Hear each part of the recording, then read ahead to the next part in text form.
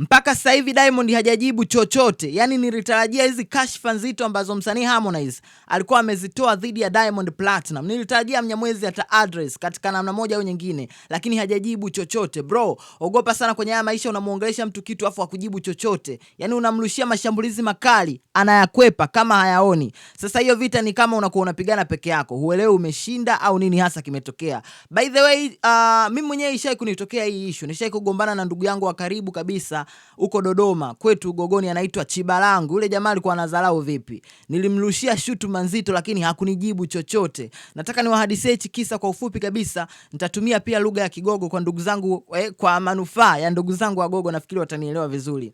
Mwili siku inji habita kumgunda halalama tama. Nalikondia halalama tama hatia leche hugusema tama agano gali kimbu datudu. Hatia lechenya alichema tamaga langi alane guleki sajironga saje chize chivuje. Aluwa mtiadu na hugusama tamana nyalika Chibalangu ya kakola ya kakanyaga matamagose kimbu datudu.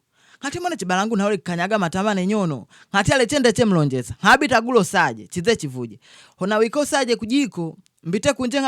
Mbite kunzenga kwe mesefulia mwagana Chibalangu ya kuposa aje ne nyono tasi na koma la walume ngate mwene Chibalangu na ule ulinyono na hiyo ngakwanza walume bao walume tasi nganza longa kani makali ganji nganza no mlijita ngako mwene Chibalangu uli mlijite amba uli kalelwane chilo Nika Chibalangu yali ya ngamae walume siya kujibu chochosi. Ngati walume mwali wanuwa chibede sana.